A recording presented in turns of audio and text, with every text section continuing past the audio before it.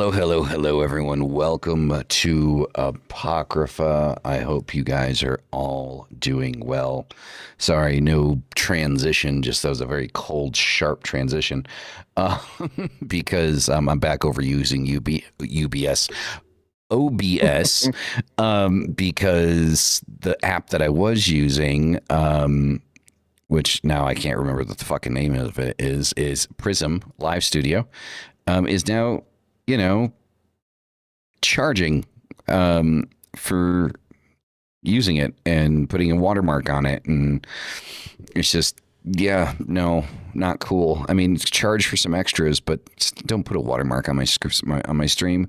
Like I'll push your shit. I always have, so it's just kind of irritating. So yeah, we're back over to OBS. Yes, always works, right? Yeah, exactly. It is what has always functioned. So, if you guys noticed, the music that I've been playing in the intro is some '80s goth. Right now, I think we're got the Cure going here. You can't hear it anymore, but yes, the Cure, "The End of the World." We did some Susie and the Banshees, some Billy Idol, and the Cramps, the Goo Goo Muck.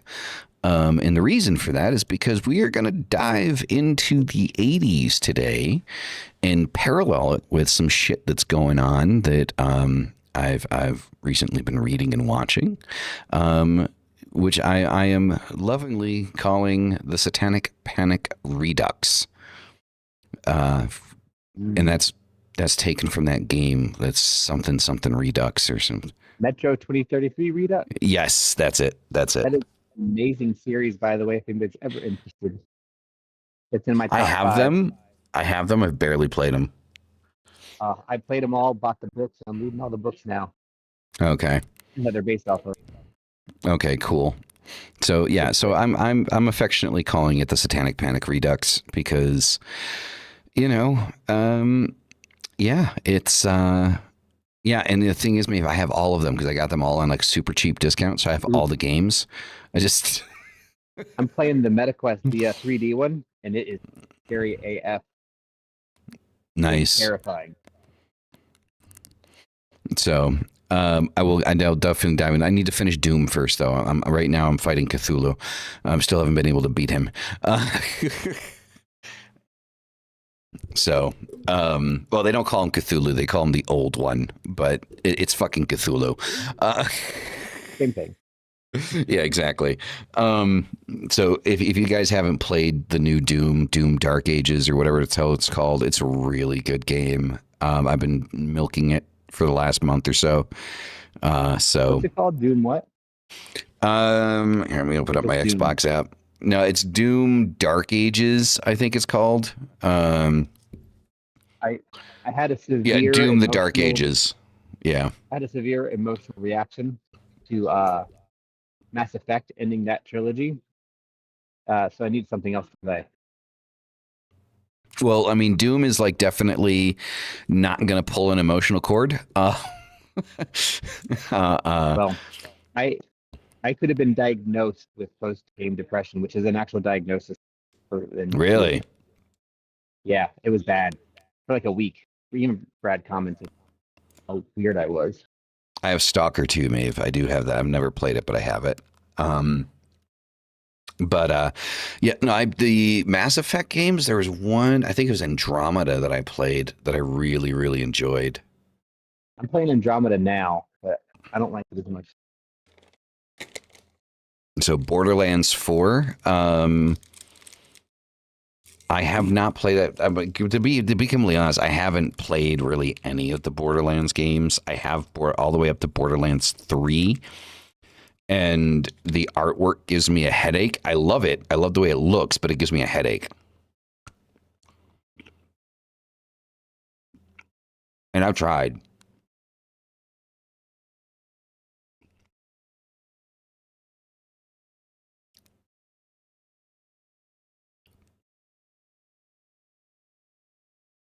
What the fuck? I could lip read that.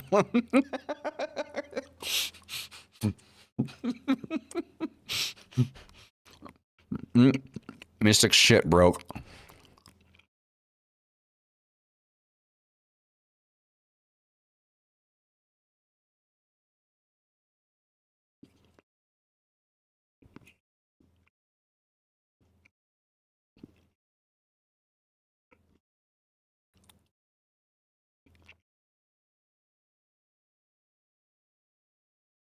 if it's an iPad or an iPhone, like I run into Hello? that problem. Yep, there you go. Now I can hear you. I had to go into the phone calls to unmute. Really? Uh-huh. It wouldn't unmute. I was like, what the? It's fucking Uh, weird. but yeah, I was going to say Metro, Deus Ex, Mass Effect. One more I keep forgetting. Those are like my top three ever. And all three of them have given me pretty decent like depression after finishing them. 2077 was the worst. I'm on my third playthrough of that. I'm doing the corpo finally. Oh, the But 2077. I think I've done that. yeah, I've played that game 4 or 5 times. Like that it's the one. music at the end, man. That it hits. It's that That and credit Phantom Liberty, music. man. That whole game, insane. Yeah, But it's Mass Effect definitely was one of my my worst favorites. emotional in like I had a hard like I literally got depressed and I even did research like am I normal? Am I like is it weird that I'm feeling this upset about a freaking game? And that's when I learned about post game depression and all that other stuff and then kind of Hmm. I don't know, I've been writing a lot of blogs about it about how games uh giving you that kind of a reaction is actually a good thing. You know, I actually wrote my first review of a TV show on Tumblr the other day. I just finished watching Alien Earth, and It's a good one. I've seen them.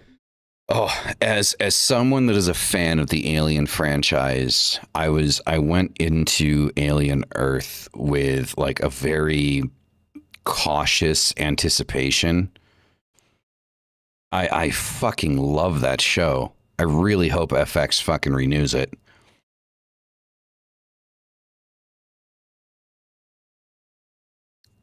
Sorry about that. I was putting on some bug spray because All good. we get bit really bad out here.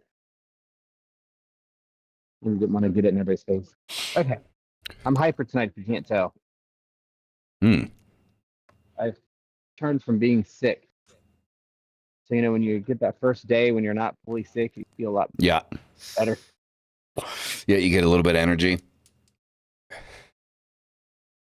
Definitely, definitely. So yeah, so if you guys haven't seen Alien Earth, I definitely suggest watching Alien Earth. I was pleasantly surprised, and what I like about it is it is not like your typical alien horror, sci-fi horror. Like in my opinion, you see like a different side of the alien, almost like a loyal pet. You know, like there's like a different level to the consciousness that comes through in that show, and it's just like this is so good. So anyway, before we get into the topic tonight, Mystic has for the first time in I think 5 years forgotten a goddamn tarot deck. So so we are going digital this You evening. know what I just remembered? What? I actually have a digital app for tarot. Really? Yeah. Do it. Do it to it. It's based off of one of my favorite decks. You've heard me talk about my favorite author, Mm-hmm. um, which is James Eads. He does the Prisma Visions, Cosmo Visions, Light Visions. They're the ones where the minor arcana you can lay them all out. Yep. So fucking pretty. So he has a pocket app that you got with the Kickstarter, and I can choose the Oracle. Let's do the Cosmo Visions Oracle. We're gonna draw it, and it has the top. That's if you laid all the cards out side by side, that's what they look like. Very cool. Yeah. So we're going to do a vision read, and I'm just going to read it because, like I said, I don't have. The only way to do Yeah, it. yeah. What do you want to know?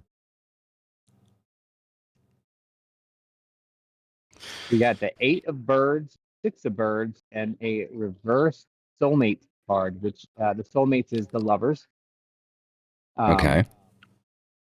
and so it says for the 8 of birds. Remember, this is a He calls it an oracle deck because it has some traditional tarot elements, but it also has additional elements. The wind has picked up with increasing speed and formed into a gargantuan tornado. A flock of birds has disbanded, each now just trying to survive the event. Yet the tornado starts to pull everything inward. Brace yourself. When this shows up in a reading, you may expect a certain level of destruction and self-victimization. Perhaps your situation has spiraled into something unimaginable. Don't pity yourself for being stuck there. Part of it is your fault. The imprisonment you may feel is self-imposed. Move through it, experience it, and exit the destruction with as much dignity as you can. That first card. Which is, I mean, Eight of Air is one of those pretty rough cards. I usually read like the Eight of I can't even think the swords, which I guess would be the corresponding card as real difficult, like the end of a difficult situation. Six of Birds can be a heavy card, doesn't really speak kindly, and suggests that your fate is possibly out of your control. So partly your fault, partly controllable. Trust that the universe will make things out. And the third card, the Future, is a loss of balance. So this means there's significant loss of balance. It could be causing pain or discomfort. It may be a partnership or it may be a group thing. But either way, it means that it can be corrected, but you just need to take a little bit of care from all sides. Okay, so if I were to read those three cards together, the way that the app is reading it, we have some self-imposed issues that we have caused, and we're feeling pity on ourselves, saying, oh man, this shit's happened. Why me? Why me? Why me? We need to shut up and say, why me? Because I made a fucking mistake. And I need to deal with it, go through it, move through it. Things will maybe get a little worse first. And the way out of it is to spend a little bit of time, open discussion, having comments, work through it, and things will work out. You have to put in that level of care to get it back to where it is. And, you know, I mean, I think that's true in anything, though, to be honest. Fair, yeah. A little bit of effort from all sides usually helps things come back to normal and balance. Really, what balance is all about is, you know, sometimes somebody needs to give a little more. Mm-hmm. Yeah, you need to, you know, accept your shit and get a little bit of, put a little work in there. It is the first time I have ever done a digital read. Yep. Yeah. Hey, first time for everything, right? Yeah. I mean, I've never been really connected to the digital stuff because it's just kind of like I don't feel like, you know, like there needs to be that physical contact, that energy. You know what I mean? Yeah. I think what helps though is that I have used this deck in real life. So that is helpful. But yeah, it feels very Kato, the energy. Like I don't feel like I'm connecting to the meanings of the cards very well. Mm-hmm. So have it in your hand to kind of see it. Yeah, exactly. You feel that reflection instead of in like just visually interpreting it, right? Well, I mean, we all have, you know, situations that, you know, are self-imposed and, you know, feelings of, you know, restriction in our lives because of things that we do to ourselves. You know, I'm actually seriously considering stopping the Ritalin. I've been on it for almost a month now. I'm about 2/3 the way through my 30-day supply, and I don't know how much longer I can deal with the after effects of the come down. Because it's like a complete. I feel like I drank like 4 monsters, and then I'm just crashing out. Like sitting here right now for as much as I want to do this, my body is just like, go to bed, man. So yeah, that can be rough. Yeah. So, and it also feels like it's kind of like killing off like the joy that I get from certain things. You know what I mean? Like it's usually when I'm done with work, I'm kind of really excited to get done with work and then kind of like, you know, go in and start doing my stuff and doing some designs and making some music and, you know, just putting some art together and stuff. Now I finish work and I'm just like, all right, I'm just gonna take a nap. Like, I don't fucking care about anything. So yeah, I know it's not necessarily completely self-imposed, but there's pros and cons, right? When it's fully kicked in and working, like I'm very focused, I get stuff done, but all of that gets put into my job, and then when that's done, like everything else is lacking. And so now for the topic this evening, right? Because I still have 80s music playing in my headphones. You guys can't hear it, but I'm still listening to some 80s music. Right now, I got The Great Commandment by Camouflage playing. And before that, it was Tears for Fears, Shout. So, yeah. Next one, Simple Minds. Yep. So I got some 80s music. I got some 80s tunes going in my head right now. And we are going to talk about the 80s, even though I was born in 86, so I don't really remember the 80s. So it wasn't really my time period. I really do hate when people do that, like when they're born in like the late end of a decade. And they're like, yeah, I'm an 80s kid. It's like, no, you're fucking not. Like you're a kid of an era if you grew up in it. Like just because you were born in 86, 87, 89, you're not an 80s kid. You weren't old enough to enjoy it. I would call myself an 80s kid, but I'm going to call myself like an early 90s kid. I was born in 81. Okay. So I did experience some of the 80s and I remember it, but that getting of the 90s, yeah, like what, 87 to 93, 94, formative years. Some rough time.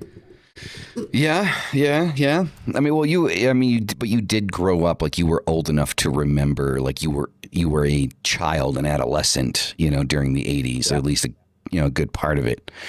Me being born in 86, like I honestly, I don't remember any of that. I barely remember anything before 1992. So, definitely I'm a 90s kid. Definitely. Because I think it was in 92, I was like 6. So I would have been 6 years old in 92. So yeah. But what we're talking about started in the 80s. And what we're talking about is the Satanic Panic. I'm an 80s kid. I was 13 in 1990. Oof. Yeah, you are definitely an 80s kid, Maeve. Definitely. So, no. I would have been 9. I mean, you see, you're still an 80s kid though, right? Like with that, Yeah. you're still an 80s kid. Like, I don't see that being like, removing that from you at all. But anyway, so to start out, the 1980s gave us moral panic dressed as news. It did. They dressed it up as the news. Daycare witch hunts, false memories, and communities torn apart by rumors of satanic cults.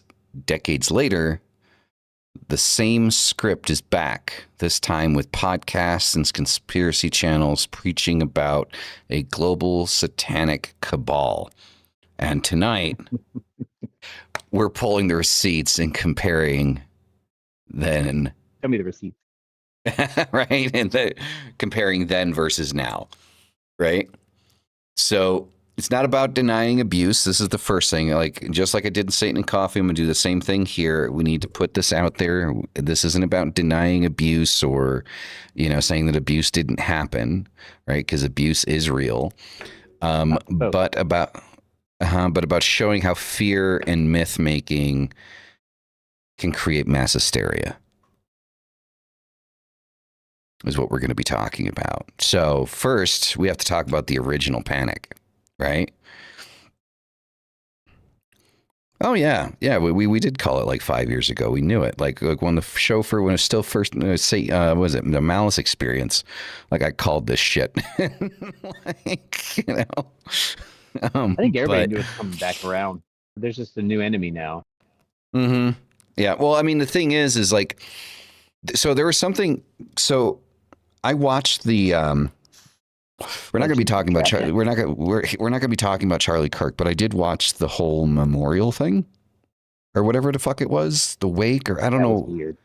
Yeah, whatever the hell it was. Um, I watched it, and there was something that was said.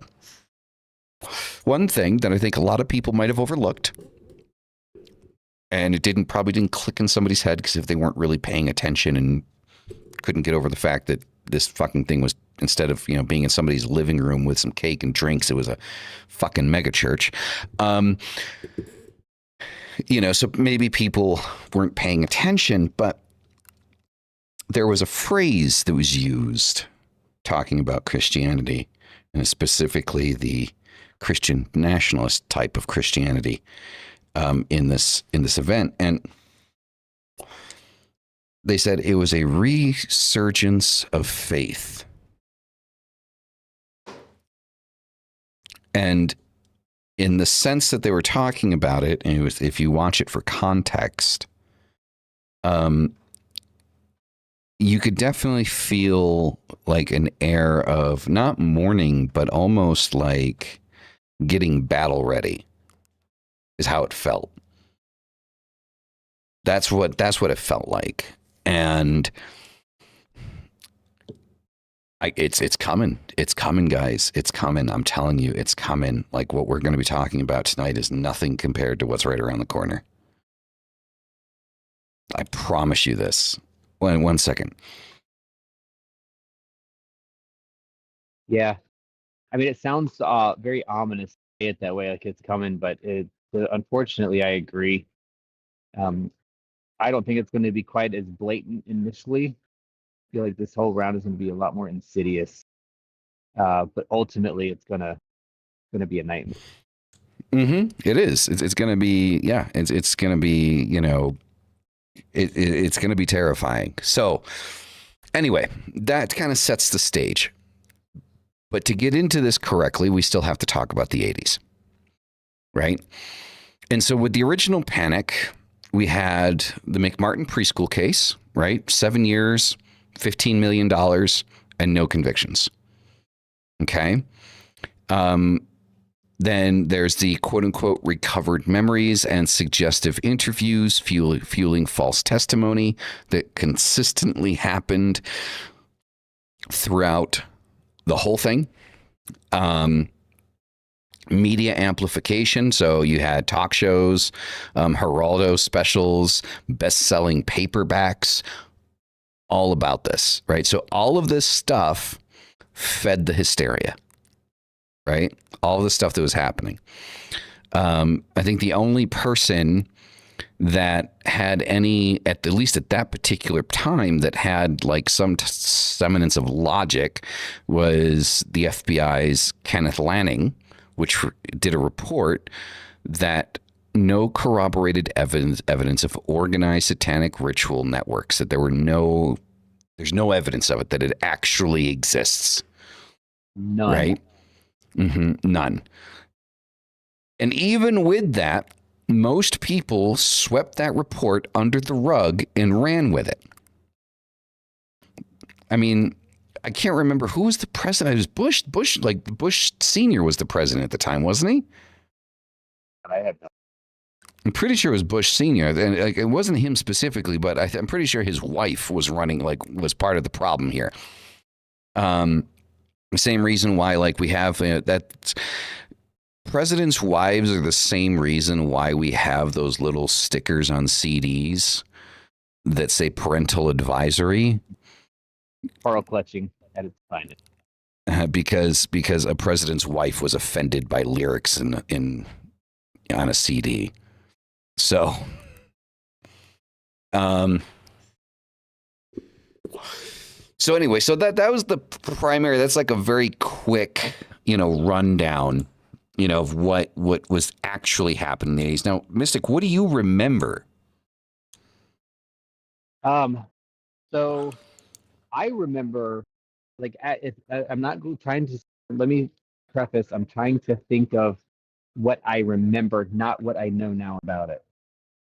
And what I remember was being in school and targeted because of our group of kids who were somewhat goth and played Dungeons and Dragons.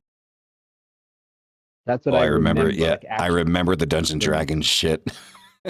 Yeah, and it was crazy because like they literally like that was the tagline, right? That we were devil worshippers. And we're like, no. But you Yeah, it make them sound was. pretty cool, so Mm-hmm. um and then on TV, constantly seeing like Geraldo, Sally Jesse Raphael, all those talk shows talking about it, and even Barbara Walters. I remember an interview and how she just was leading people to the answers of it Yep. was terrible how media just led everything. She even if I'm not mistaken, she actually did a full apology about how she acted on some of that stuff from a media stand I mean, that's good. I because mean, a lot. I mean, the yeah, damage is already done, but you know. the D&D, that was the thing I remember the most. I never played it as a kid. I've only played it as an adult. I'm actually in a campaign now, but um I I remember. I don't mean to cut you off, but I remember watching a no podcast like maybe like a year ago of some guy that talked about being in a satanic cult and saying that like he discovered his magical abilities through a D&D book by using the spells that were in the D&D book. That he discovered his connection to Satan and his ability to like make things happen by using the spells that were laid out, the example spells, right? That were laid out in the Dungeon Master book. No, it wasn't the Ramirez guy. It was just some other guy. This guy looked like, I mean, and I'm just sitting there, I'm just going, I've never reacted to it because I just, it's just insulting just to fucking watch the damn thing, let alone put it on my channel. So I just ignored it and didn't do a reaction to it. But if you guys remember, a few years ago, Mystic and I did react to the 1980s police video. yeah, I Um, remember that video. yeah, of like Was what it to wasn't it a look training for. video? It was a training video. Yeah. Like how to train cops and people what to look for. And we're like, hey, maybe you should look for ritual, animal, and child abuse. Well, yeah, but that's nothing to do with anything else. Like, why are Right? you looking for that? That's a bad thing. I don't think anybody disagrees. Like, oh God, that was hilarious. I can Yeah, it remember was. it. What's going in my head right now is, when you were in school, well, I don't know if it was the same way in the 90s. I can't remember, but I know in the 80s, like in second and third grade, where they'd wheel the The TV projector and in and yeah, have to same load thing. the Yeah. film strips, Yep, same thing. and Yeah. it starts and you hear all that, the Yeah. sound is all fucked up. That's what I'm hearing right now in my head. Oh, it was It it was was it was it was insane. great. Good entertainment. You know, I mean, the funny thing is though, is like when they would do stuff like that, like, you know, half of the drug addicts that I know from high school were drug addicts because of Dare, Oh yeah, that's how right? we learn how to do them. Right? Like we learned what they were and how to use them. Yeah, I remember fifth grade dare. That's how I learned what a pipe was and how to pack a bomb. I learned how to roll a joint from my mom. She taught me. As long as I gave her three free. Right. There you go. There you go.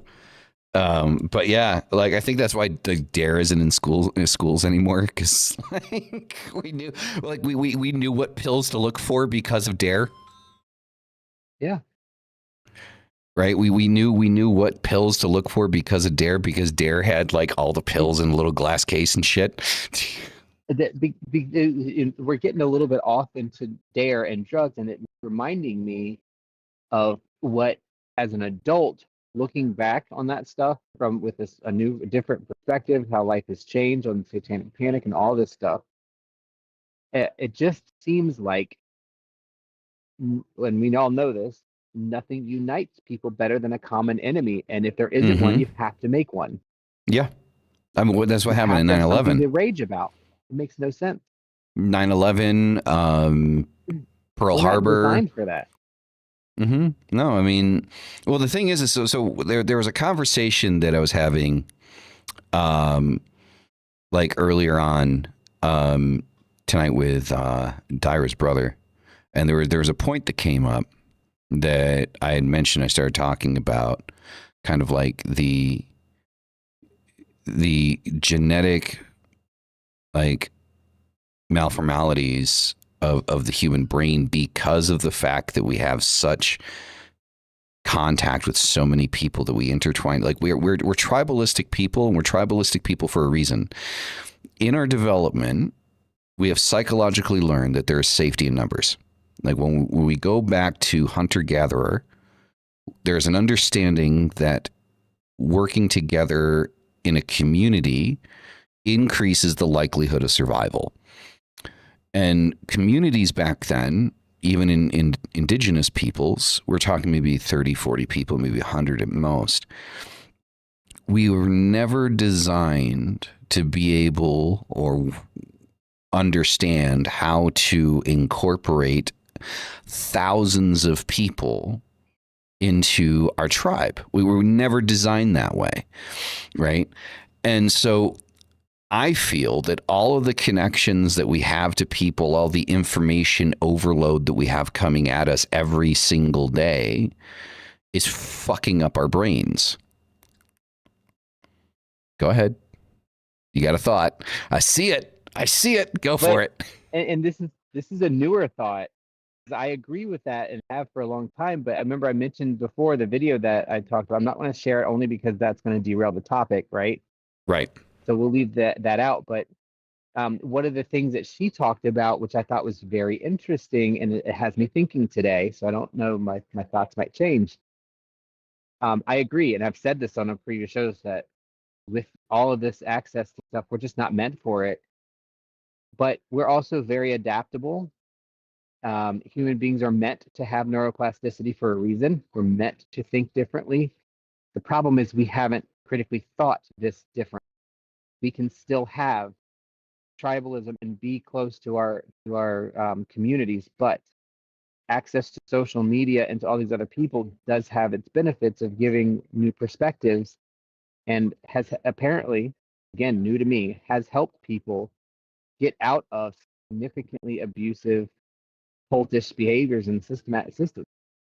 Believe But it. it's based on how we teach each other to learn. So in the US, very specifically, it is a horrible, because in my opinion, America, being a younger country, is full of a lot more egotistical people. That's a fact. We like our individuality. I include myself in that. We're very self-centered people. Same. We're much more focused on our individuality than we are on our tribe or our group. And we don't critically think. If we can teach proper critical thinking and questioning and allow open questioning, then having access isn't so bad, because I can ask the question, and I've talked about this for years in my little allowance box, can examine it and then decide if I want to integrate it. But somebody has to teach you that. Like, I had to be taught how to do that. So when we get to the social media over accessibility, that's when you get all these thousands of people, laughing at things that aren't funny, categorically unfunny. Yep. And so I think that it's funny that woman, and I will share it in maybe in the notes somewhere, but just, I'd never thought of it that way. I've always been a proponent of the social media is really rewiring our brains in a very bad way. But she's like, if it weren't for social media, I never would have gotten out of that cult. Fair enough. It forced me to experience lesbians as friends, basically. I think that there's rules and there's exceptions, right? And I mean, when I say rules, I don't mean like rules as in like an absolute, but there's like what's typical and then there's atypical. One of the reasons why I think we run into so many problems, and this is like, I mean, it's not to say that autism and Down syndrome and things like that haven't existed in the past, like, way back. I have no scientific proof of this, but I feel like those types of genetic malformations is our DNA trying to evolve.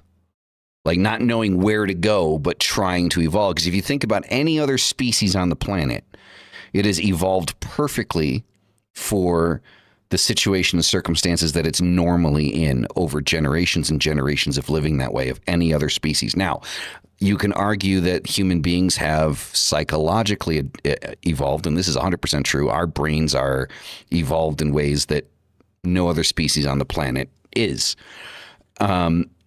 But what comes after that? And I feel like there's a lot of confusion happening to the body, naturalistically speaking. If we go into like Darwin, right? There's a lot of confusion happening with the body that it doesn't know where to go from where we're at right now. And I think it increases mental illness. It increases, situations of like where, autism happens, where Down syndrome happens. Again, I am not a medical professional. I don't know what the fuck I'm talking about. I'm just connecting dots that make sense to me. And I need to say that. So yeah, I wouldn't put Down syndrome in that conversation. I also I wouldn't consider them malformations, just diversities, changes, differences. They I don't know if they're adaptations because I'm also not a geneticist, but right. But I mean, wheels are turning. I'm thinking the thing is, like kids with autism, like most of the time, correct me if I'm wrong here, aren't they like fucking geniuses? But they just don't know how to get it out. Yeah, many times they are. I again, not an expert either, but some training. In my experience, and I have an autistic family, a couple actually autistic family members, so I have some experience. It is definitely associated with the social aspect of things, and I feel like because of the difficulty socially, it's allowing parts of their brain to function in a way that maybe other people could function too if they had these other stops turned off. I mean, I think you're right. I think it's a part of our adaptation. I don't see autism as a disorder so much as just a different way of being. No, and some people it prevents them from being able to function normally and care for themselves safely. But that's because of the society that we're in. It's not inherently a bad thing. It's just not safe in our system that we have. You know what I mean? Like it puts them at risk because people will take advantage of them. Same thing with people with Down syndrome. They generally are a lot more tolerant and accommodating of people, and they're just seem more joyful to me. Everybody I've experienced with Down syndrome has been more joyful, and it is not inherently bad at all. But in our system and society, it's dangerous for people like that sometimes, and that's what's shitty. And that is where what you said earlier about having access to all the social stuff makes a point to me that it really isn't the individuals to me that are having the problem. It's all of us within the social structure that we're in that causes that's where the problem actually happens. Yeah, I agree with that. And finding your tribe is very important because that allows you to be in your environment and be yourself. And I'm going to make one more point because I'm getting off topic, but I've said it before, and I learned something recently from Mel Robbins, who, if you don't know who Mel Robbins is an amazing, I don't even know, she's a psychiatrist, whatever. I listen to her a lot. She's written books, blah, blah, blah. Oprah loves her, one of those people. Right?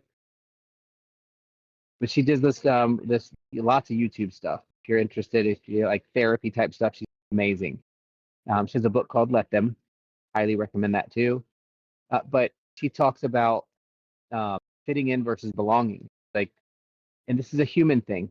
Social media, and this is my drawing from it. Social media forces you to want to fit in. To fit in, you change your shape to get into that. We want belonging. That's what humans desire. And to belong means I'm accepted as I am to this group. That is a huge difference. When you have access to social media, when the Satanic Panic happened, that is because we were trying to fit into a system that wasn't meant for us. And that's, to me, where the big screw up is. So now in my life, really, I care what other people think, but even now. I will tell you, I have told people at work about this podcast, and it does make me a little bit nervous, but I really don't care, because if something happens, then that's meant to happen, Right. because Right. this is who I am and what I do, and that's that. If it causes me to lose my job, I don't care anymore. Well, I care, but I have to belong in my group. I can't try to fit in all the time. If I'm focused on fitting in all the time, I can't function. And that's what happened with, to me, Satanic Panic. To loop it all the way back around, is all of this social media, all this access, and just media at that time is just forcing us to stick our square peg in a round hole. Right. No, yeah, exactly. Exactly. All right. So to continue going with what I have listed here. So the next part, the reason why I brought all of that up is in the next part, we're going to be getting into the psychological and social drivers that kind of happened during the 80s to kind of push all this forward, which is also kind of part of the reason why right now it can go one of two ways. Because of social media, it could either get a lot worse a lot faster, or it could be the very thing that stops it from happening. So back then you had fear of changing family dynamics. So at the time, like with daycares coming in and moms going into the workforce, that was kind of part of it. Like, cause like it was no longer, you know, mom stays at home and takes care of the kids and dad goes to work, right? Like there were daycares were coming through, and, you know, a lot of moms are sending their kids off the daycare and starting to go to work and stuff like that. And with, you know, the whole McMartin Preschool thing that happened kind of threw people through a loop, right? Because now all of our kids are going to daycares and shit. What happens if this happens to my kid? So everybody starts freaking out, and that kind of builds it up, right? Cold War anxiety projected into hidden enemies, like everybody, like going back to the whole, we need a, you know, an enemy, you know, image to unite against, right? So the Cold War definitely kind of projected that ideal during that time period, that there's hidden enemies at home. And like, if we couldn't find a communist, then, you know, it was a Satanist that was the enemy image, you know, that kind of brought people together, at least on one side of everything. The memory malleability, Elizabeth Loftus, right? Research on false memories. How people, that was the big thing. I remember that. You know, and so that was a big thing, how people could have their memories distorted and things like that. So people like, and that could go either way, right? So somebody going through something and then not remembering it correctly, or, you know, going through something and being told to remember it a certain way. So that was a big, you know, a big part of it. And then churches and politicians, you know, weaponizing panic for power. You know, it was all over. Like, once something starts hitting the news cycle like that, you really have to question it. Like, anytime something starts to hit the news cycle, like perpetually like that, you have to start questioning it. Because I'm going to be completely honest, in my opinion, you cannot trust the news. I don't give a fuck what outlet you're watching. You can't trust it. Go ahead, Mystic. I saw you got something to add there. I was just going to say, the only thing that you can trust is that somebody is writing it. And you can't even trust that anymore. Nope, you can't. Yeah, exactly. News equals corporate press. Exactly. Right. So let's fast forward now to 2020, or the 2020s, right? So Panic 2.0, essentially. Right. So conspiracies are reframed. So now it's like not just like, you know, Satanist and individual little cults and stuff like that, but now it's like a global satanic empire is what keeps getting repeated.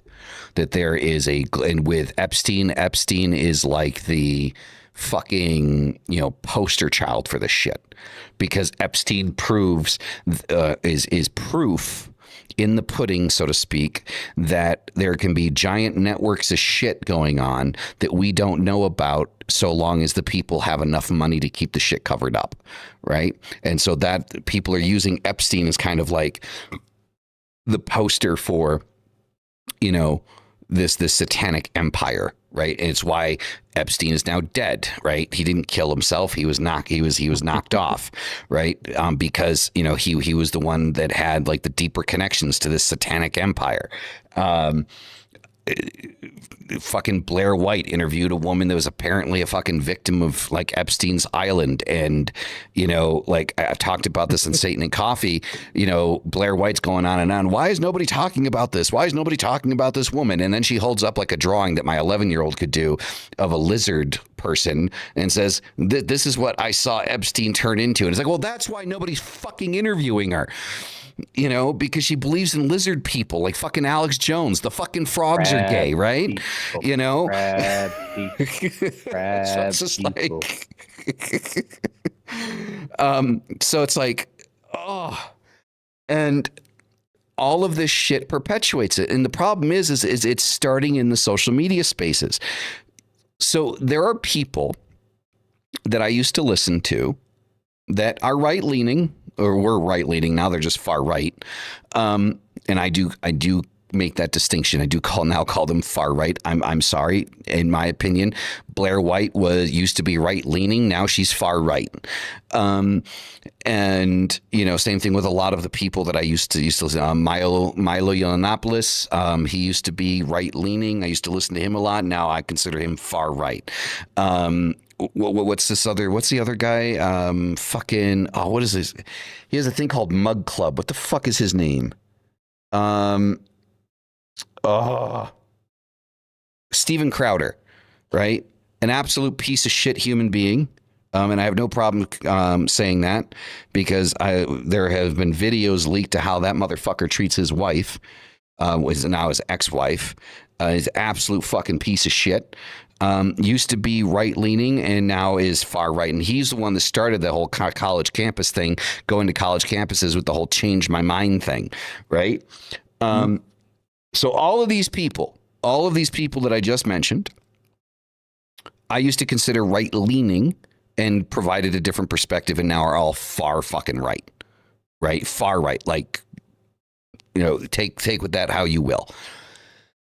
And every single one of these motherfuckers has some fucked up idea about lizard people, gay frogs, or some weird shit. And everything is demonic. Everything is Satan. Everything is a satanic cabal, a satanic empire, a satanic this, a satanic that.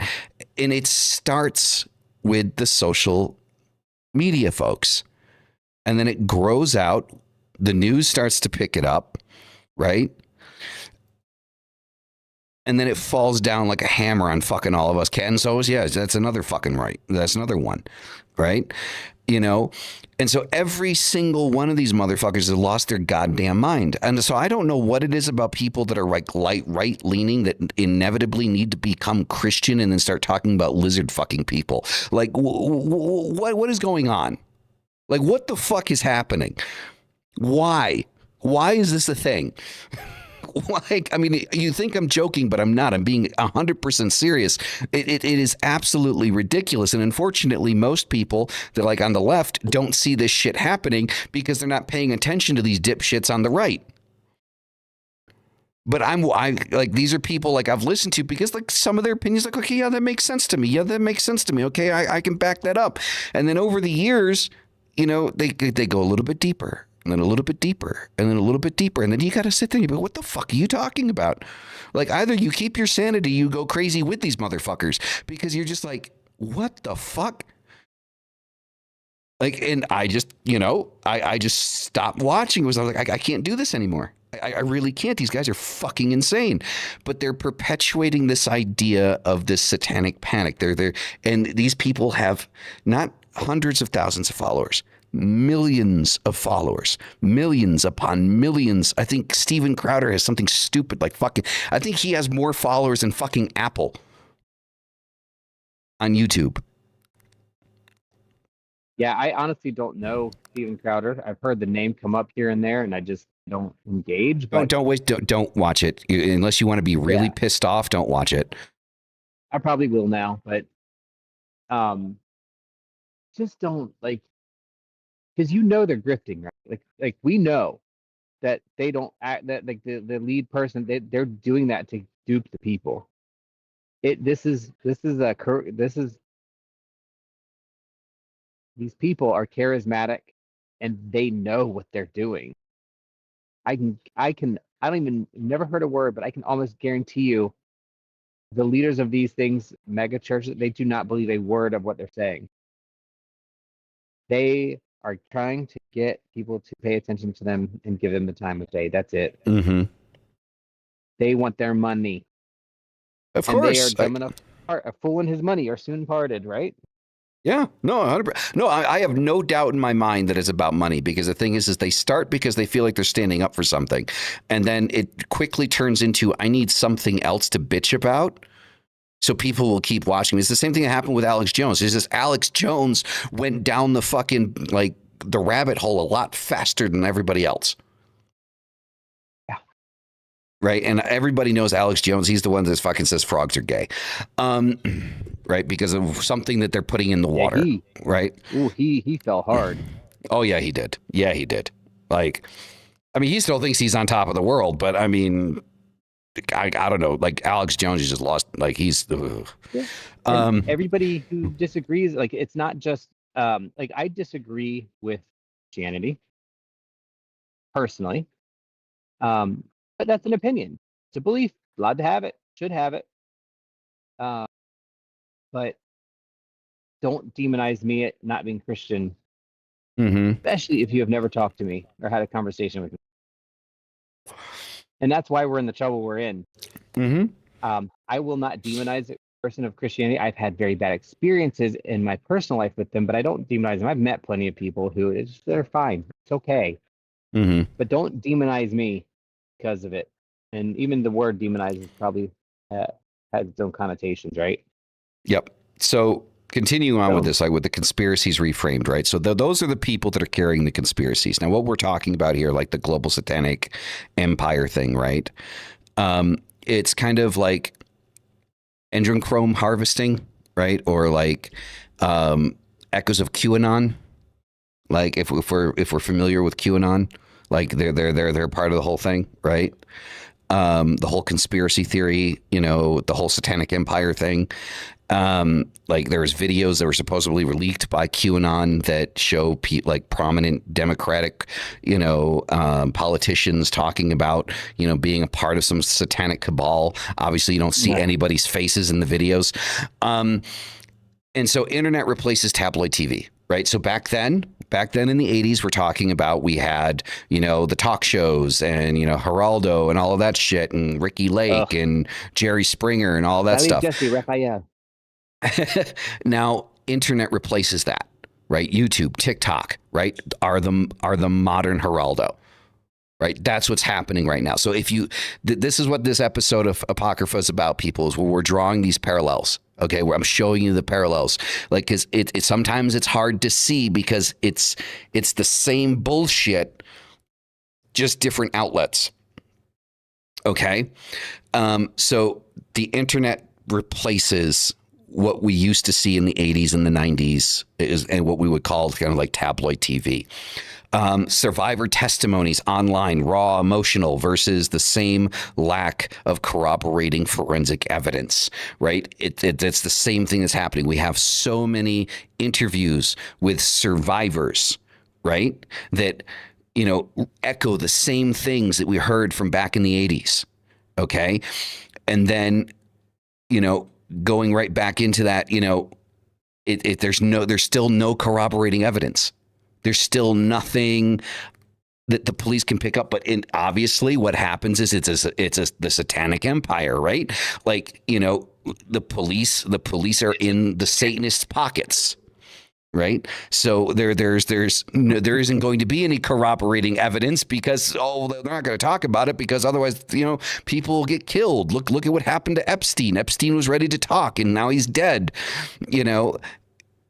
Are you guys picking up what I'm laying down here? Like, maybe I'm being a conspiracy theorist, or like, is this making sense to you guys as much as it makes sense to me? Should have wore my tinfoil hat. Right? It makes sense, and it's not even because the same thing is happening, and because it is quite different. It's they found a new way to try to control people, and that's all it comes down to. They found a new way to try to make control happen And I don't know. My conspiracy theory runs deep when it comes to this one specific thing. I don't really believe a lot of governmental conspiracy theories Mm-hmm. because I think it's way too disorganized to really have its own thing. But the people that are in it, absolutely, there are Hmm. some deep underpinnings going on. So it's Yeah. not hard to believe, and it's And then you add on to relatively it, obvious. and then you add on to it, like the one thing that we didn't really have in the 80s for this panic was how Epstein's very real crimes are very easily being distorted into proof of satanic cabals, right? Because Epstein's connections run so deep. There's so many people involved in that in high places that it's very easily becoming manipulated and used to distort it as being proof of something like this existing. And it's disgusting because in my personal opinion, I'll repeat what I said on Satan and Coffee, when you take someone that has committed crimes like this and then simply use that person and their crimes as proof to some stupid conspiracy theory, you are essentially letting that person off the hook for their crimes.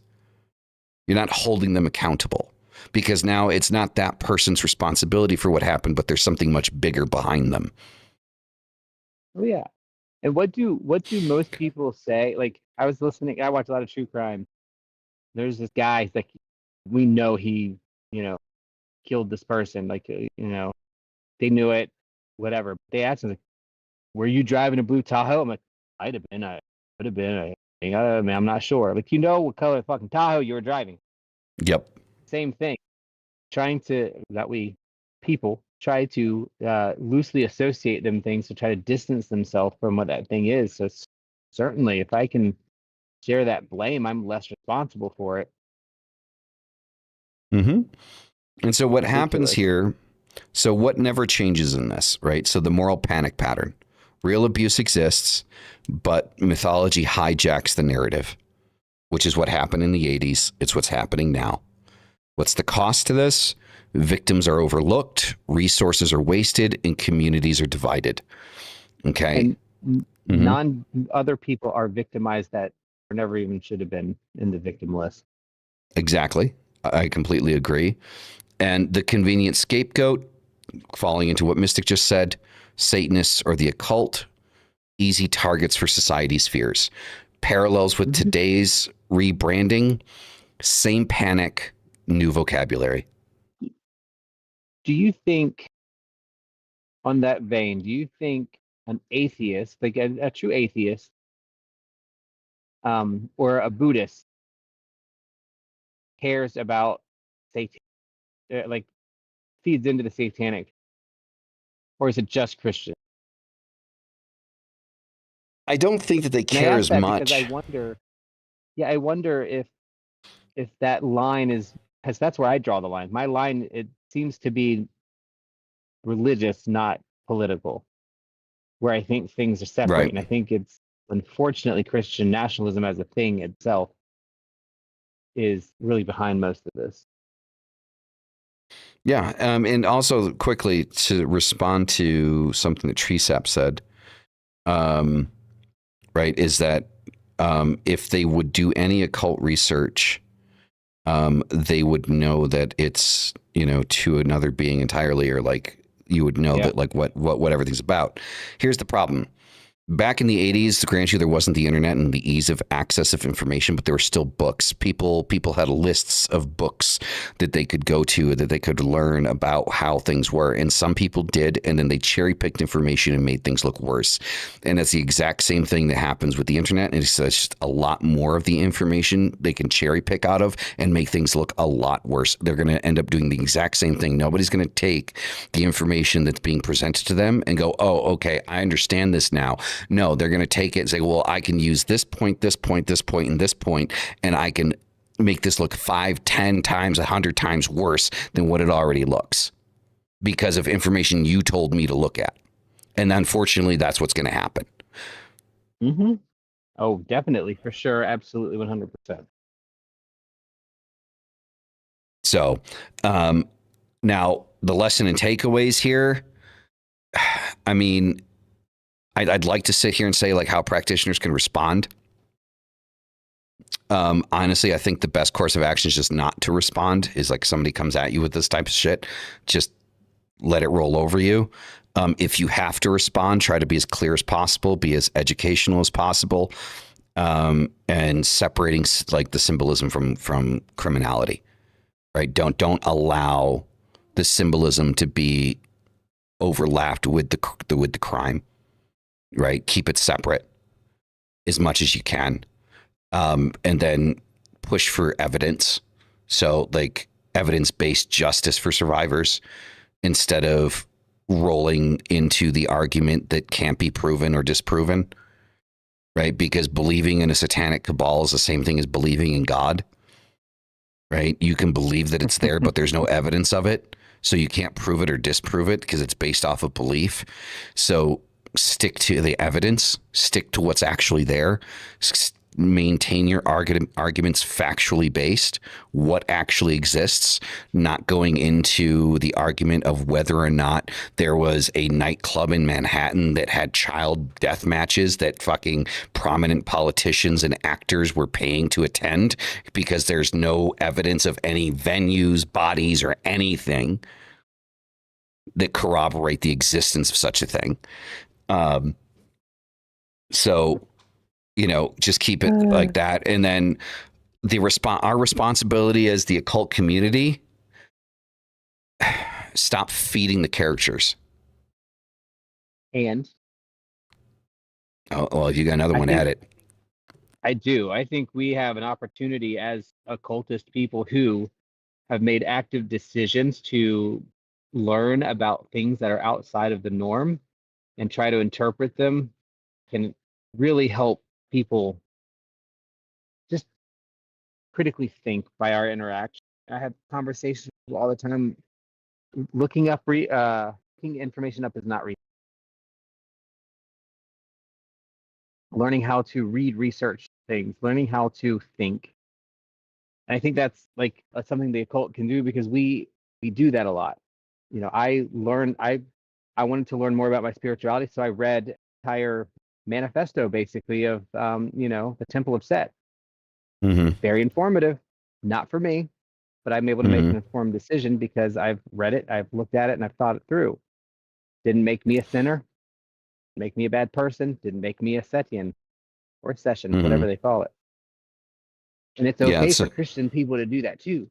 You can read things and make better decisions once you've read them, and talk to people who are like us. And we, like you said, we got to stop just gouging for the shock factor all the time. I think it's fine that people do that, because if people want to, they can, they should. But there needs to be enough of us that are not. Like, I think I'm in a really good position for that. And I do speak up when people say something negative about Satanism. We were at our UU function, and someone would say, "Oh, there's guys that Satanists come here." Like, sure do.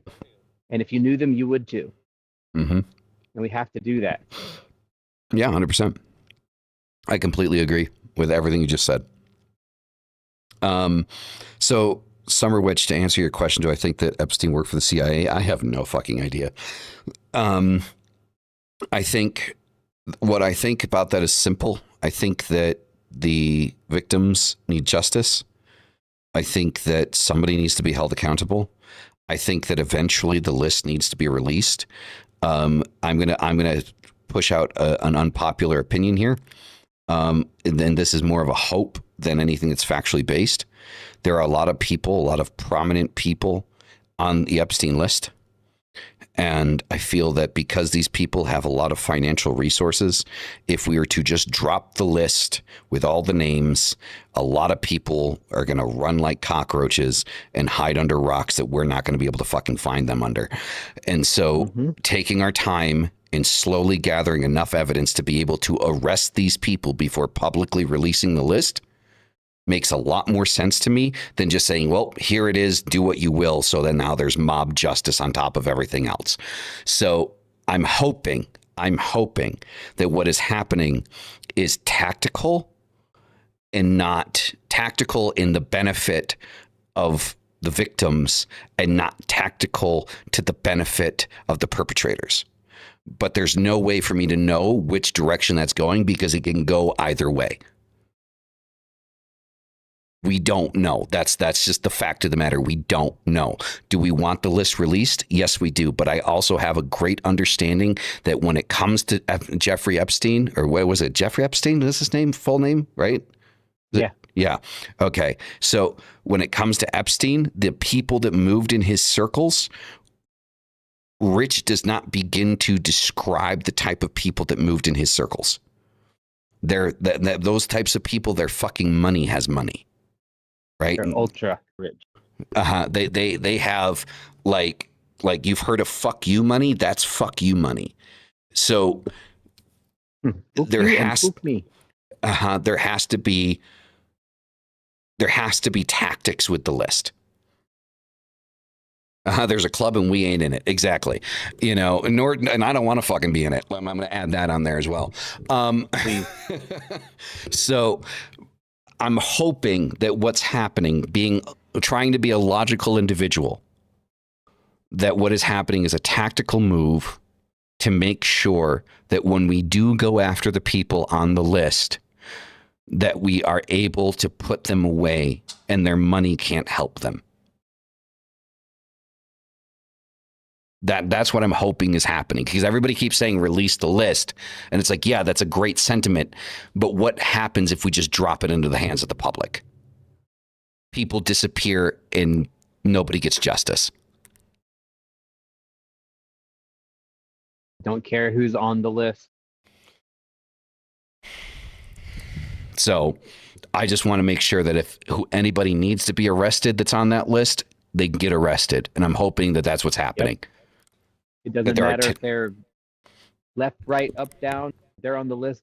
They on the list, and I said the same thing about Trump. Like if it comes out that Trump's on the list and Trump partook, I don't give a fuck. Like, put him away. I don't give a fuck who's on the list. I don't care where you land. Politically, spiritually, I don't fucking care. Like, if you're on that list and you partook in the crimes that happen on that island, then you should be put away. And so what I'm hoping is happening is that there is tactical research being done to gather enough evidence to put these people away before the list is fully released. And I'm hoping, my worry is that the list been altered. People added, people removed, things like that. So it's really, really important that it's done right. I agree with you. I agree with you. So I agree with Maeve. I don't think it's likely. What? That it's which part's unlikely? What you just said or what I said? That they're being tactical about it. I'm assuming that's what he meant. Could be wrong. Correct me if I'm wrong, Maeve. But yeah, it's definitely been fucked around with. Oh, for sure. Yeah, I mean, it's just I can hope, right? I can hope, because all I know is that I know what would happen if we just dropped the list. And like I said, everybody would just disappear like a bunch of fucking cockroaches with the light turned on in a fucking, fifth floor Hell's Kitchen apartment. Wherever has no extradition treaty, that's where they're going. Yeah, exactly. And there are countries that have that would be more than happy to accept that money. Oh yeah. So I'm hoping that that's what's happening, but who the fuck knows, right? It can, unfortunately, it can go either way, right? And most likely, as much as it pains me to say it, the most likely scenario, we're probably never going to see that list, at least not for the next 25 years. Like, that's just, if you want my personal feelings about it, that's how I feel about it. There are some people that potentially, whatever the F that word was, potentially will run for president that I think might run. And I tell you, I'm getting political for a minute, but I didn't know that my 2025 bingo card would have agree with Marjorie Taylor Greene on it this year, among other things. Or Ted Cruz. So we'll just leave it at that. So I can't stand Ted Cruz. I really can't. But me either. But man, he was right about what he said, the way he said it. Oh God. And a bunch of Satanism going to be blamed in the process. 100%. Yeah, 100%. 100%.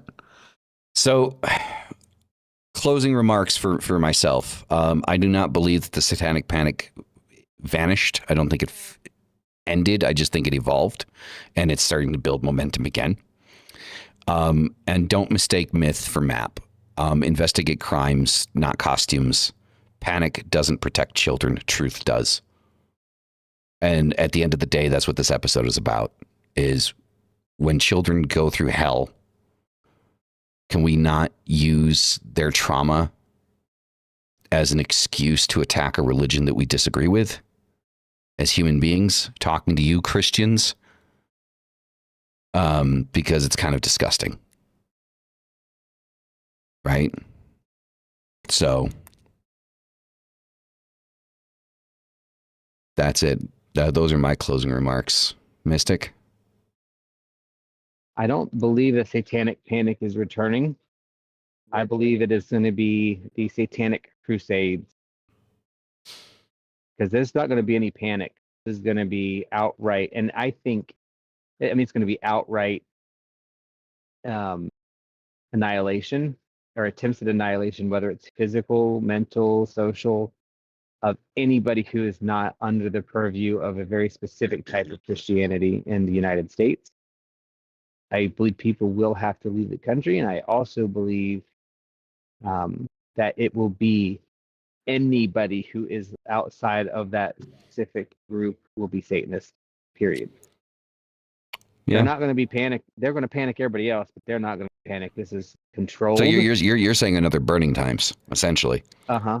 This is a controlled, directed, specific Satanic Panic, I think, was truly a panic. Like, people did not know what to do, did not know how to think. They lost themselves. Mm-hmm. And I think it gained its own personality. This is different. This is directed. Project 2025 this has started. It's already started. Oh. Well, with that being said, I thank you all for coming out and hanging out and listening to the tinfoil hat edition of Apocrypha. Woohoo!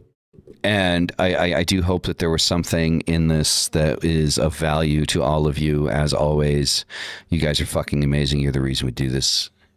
Hail thy fucking self. We'll see you in the next one. Peace the fuck out. Deuces.